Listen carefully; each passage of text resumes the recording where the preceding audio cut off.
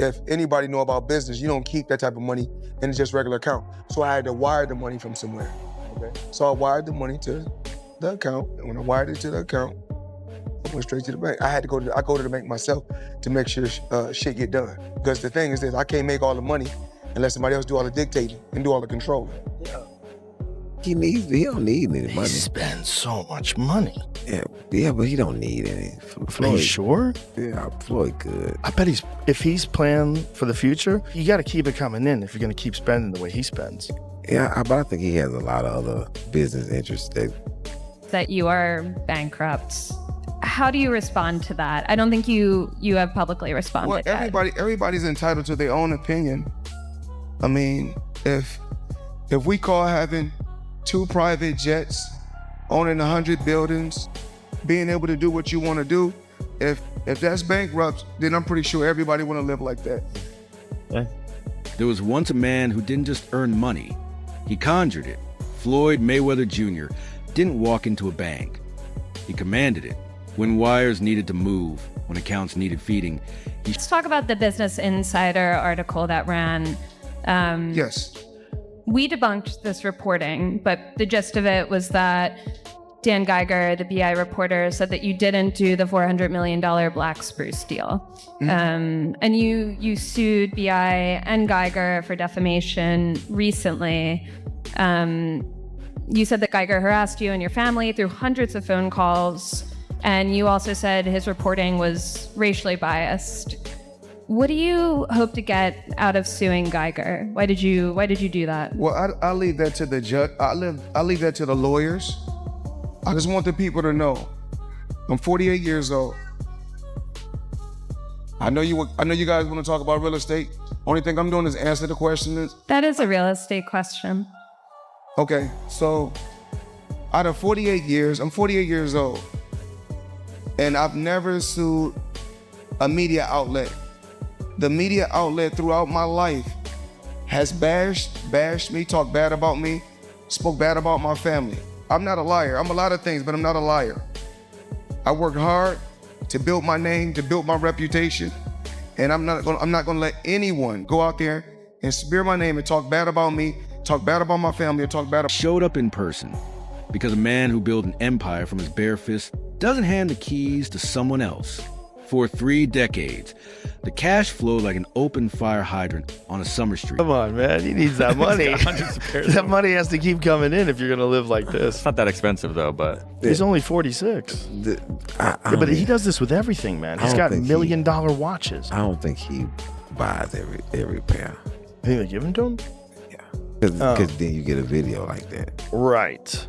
That's smart. And then you get Floyd's Air Force Ones given away for charity. That's a tax write. Relentless, explosive, unstoppable. 2 private jets slicing through clouds. 100 buildings casting shadows across city skylines.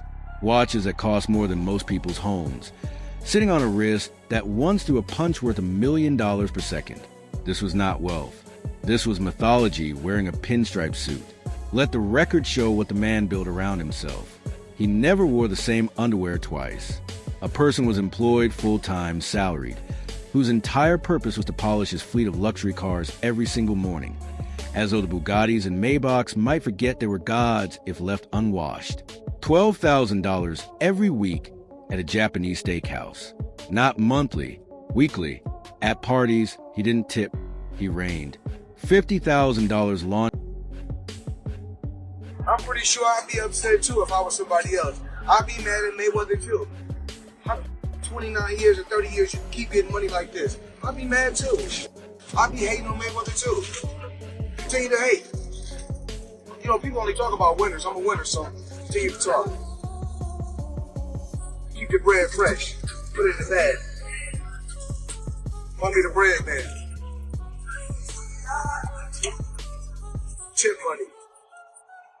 I'm not gonna throw it in here too. Throw it in the Floyd bag.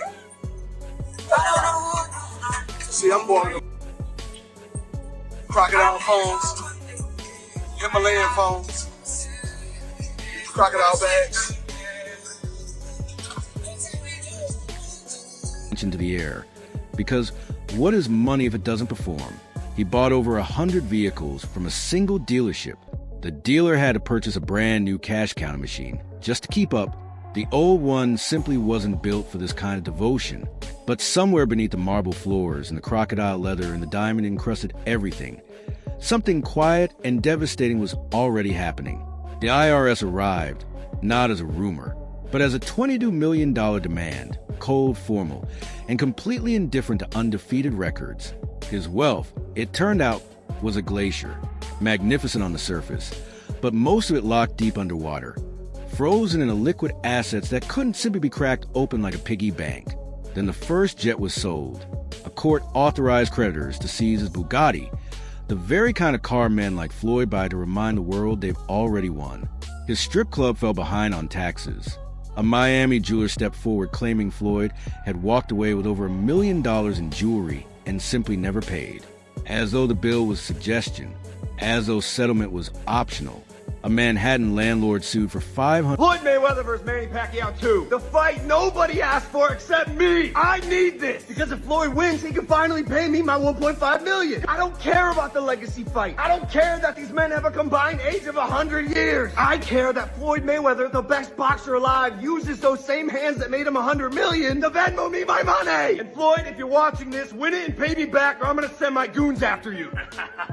Gotcha. Hey. 100,000 in unpaid rent on a palatial duplex, a palace abandoned mid-lease, fees compounding like interest on borrowed time.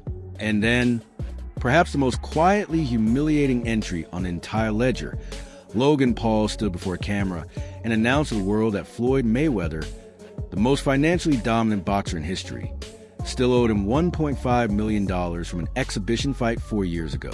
The internet didn't just laugh, it archived the laugh.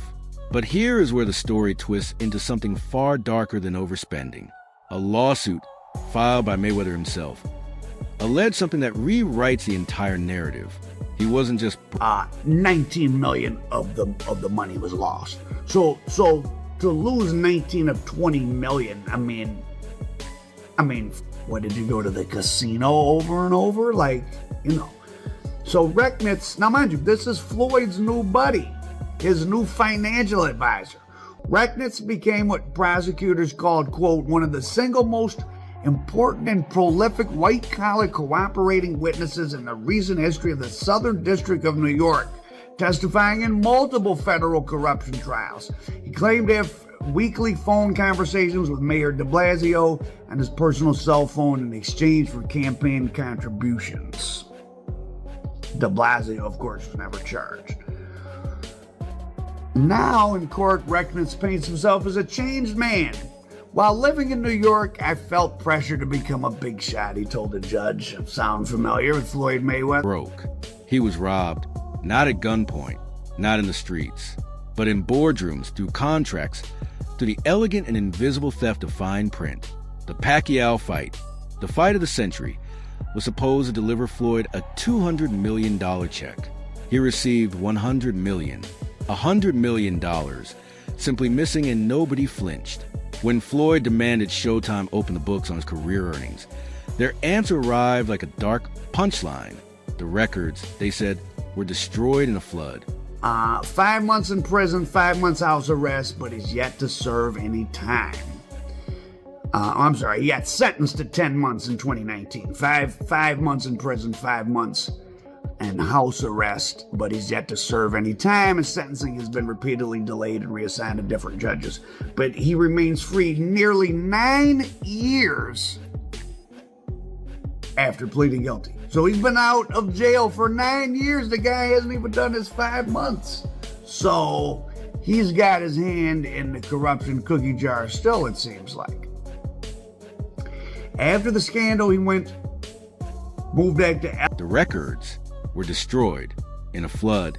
Then came the advisor, Jonah Renitz, Floyd's new financial confidant. The man brought in to manage what was left of the empire. Federal prosecutors knew his biography by heart. They called him one of the single most important and prolific white-collar cooperating witnesses in the recent history of the Southern District of New York. He had pleaded guilty. He had been sentenced. And yet by 2026, he hadn't served a single day. Meanwhile, $19 million of $20 million had vanished under his watch. Floyd pushed back, as Floyd always has. Chin down, eyes forward, arms up, 2 private jets, 100 buildings. If that's broke, then everybody... Oh, yeah, like you said, he was Mayweather, Money Mayweather, and now he's suing because he went through his money, he blew his money, whatever. Look, I don't know what the truth is fully in there. I know Steven Espinoza was named. He ran Showtime at the time.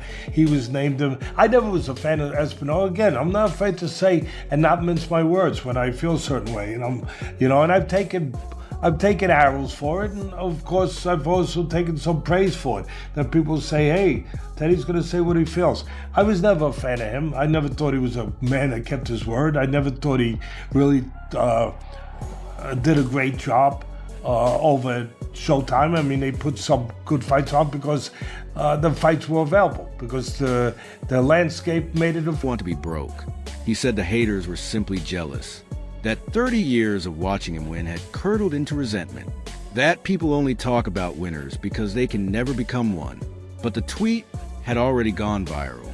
7 million views and climbing, painting a portrait of C's assets, courtroom battles, and a man who once threw cash into swimming pools now chasing the very institutions that helped him build everything. Teddy Atlas, who has watched boxing's gods rise and fall for 50 years, said it plainly. The same crowd that once worshipped him is now laughing. Fame is a trapdoor dressed as a throne. Mayweather get that 6-fight, $250 million contract, but what was unheard of about it, Mayweather got to pick his own opponents and still get paid. Mayweather, the persona he cultivated, whether you like it or not, has sold tickets. He was a big draw. He was the top earning athlete 2012 to 2014. Mayweather did his thing for sure. But in this lawsuit, it is alleged that while Mayweather was paid several $100 million through his different associated, those 6 fights with Showtime, and then after that he did the Pacquiao, for which he received a $100 million check, but he was supposed to get $200 million. He got a $100 million check, but he was supposed to get. So it's easy to get blinded, like, it's a lot of money, but if you're supposed to get more, you're supposed to get more. So was it the spending, the gambling, the taxes, the managers who moved in shadows and left no fingerprints, the contracts that bled him quietly while the cameras only captured the champagne? Perhaps all of it, perhaps none of it fully. What remains is this: a man who earned over $1 billion with his hands now fights with lawyers, now chases numbers through courtrooms, now watches a Bugatti disappear down a creditor's driveway. The greatest boxer of his generation, undefeated, unmatched, undeniable, met the one opponent his jab could never reach, his own empire. He fought Conor McGregor, huge. He fought Pacquiao. So now he's talking about fighting Mike Tyson. He does seem to be having money problems. And I don't care how many goddamn watches he bought, the amount of money he made boxing, unless he's been getting swindled on the business end. Once you start getting into having hundreds of millions of dollars, you're getting $10, $15 million a year or 20, 30, $40 million a year in interest. Right? If you're just in the stock market is like doubled in the last 4 years, right? I mean, so Al Heyman is this. He's not like a Don King. He doesn't have that reputation. He has this, that he's a brilliant businessman. He stays totally in the shadows. And in the end, the money didn't leave quietly. It left the same way it arrived, loudly, dramatically, and with everyone watching. The empire that ate itself part 2. The comeback that never came. They say a champion never truly dies. They say the fire that forged a legend can never be fully extinguished. But what happens when the very hands that built the throne are the ones that must now beg to get it back? Floyd Mayweather didn't retire. He retreated. And there's a very dangerous difference between the two. Because retirement is a choice made. According to TMZ, let's get to the TMZ. Floyd Mayweather sues Showtime, saying, I'm missing hundreds of millions of dollars. Floyd Mayweather Jr. says he made over $1 billion in earnings over his legendary career, but the 50-0 fighter claims all the money didn't make it to his bank account. He is now suing Showtime, claiming they played a big role in his ex-manager screwing him out of hundreds of millions of dollars. In the lawsuit filed by Floyd in California and obtained by TMZ Sports, Mayweather says he's gunning to recover hundreds of millions of dollars in the misappropriated funds and damages resulting from long-running and elaborate financial fraud. Made from abundance. A retreat is a repositioning made from necessity. And in 2026, the man who once called himself money was quietly, desperately, relearning the difference between the two. The exhibition circuit became his new ring, not the grand stages of Las Vegas, where $70,000 ringside seats sold out before the ink dried on the contract, not the pay-per-view events that broke records and rewrote what the world believed a fighter could earn.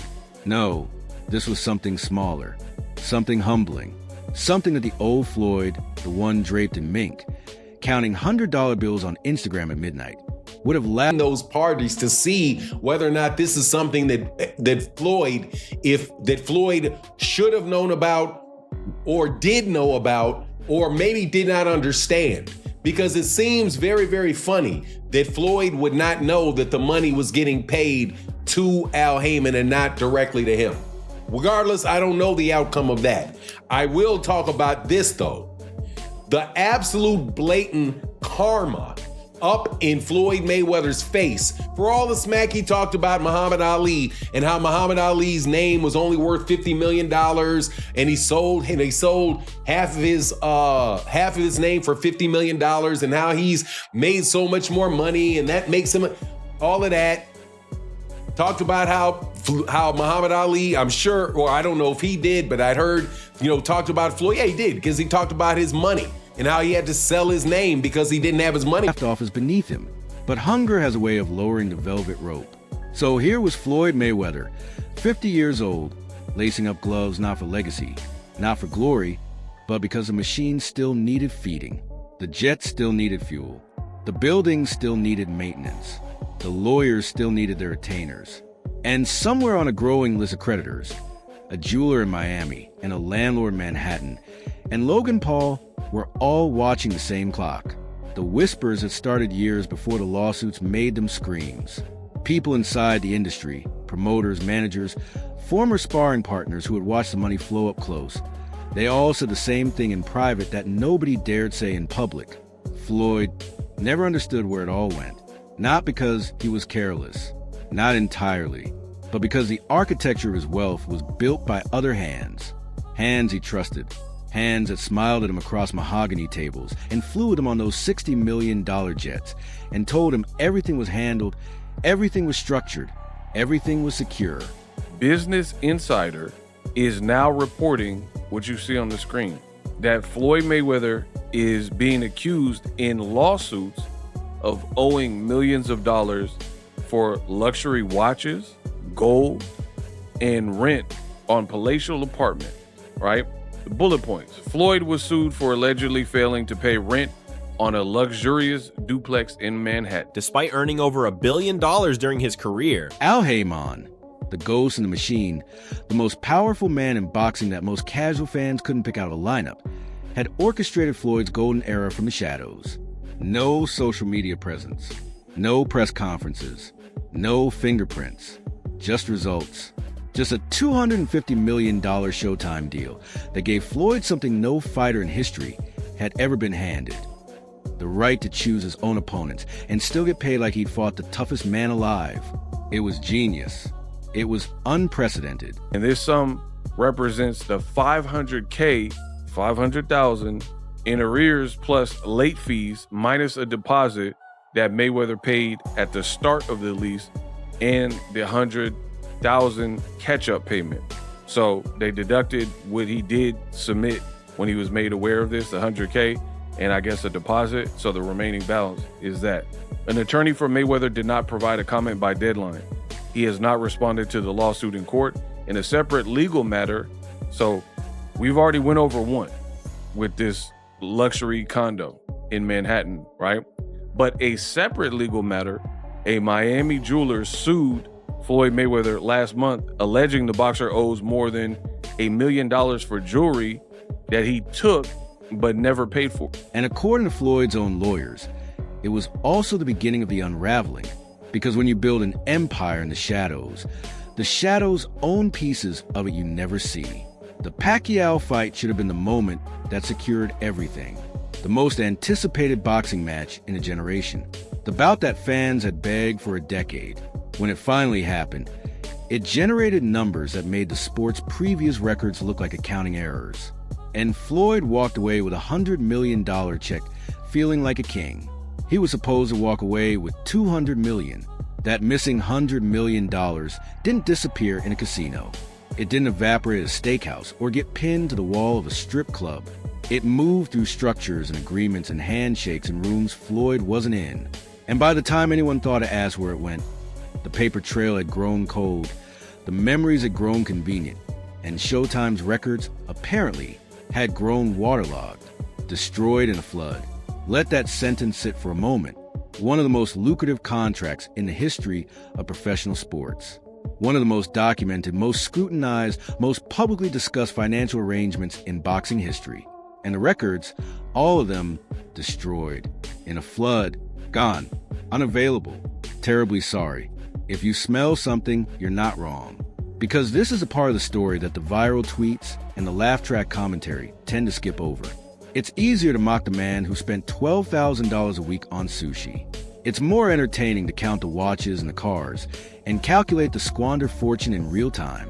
But the more uncomfortable conversation, the one that implicates systems and industries and the quiet machinery of exploitation that has followed black athletes for generations, that conversation gets buried under the punchlines.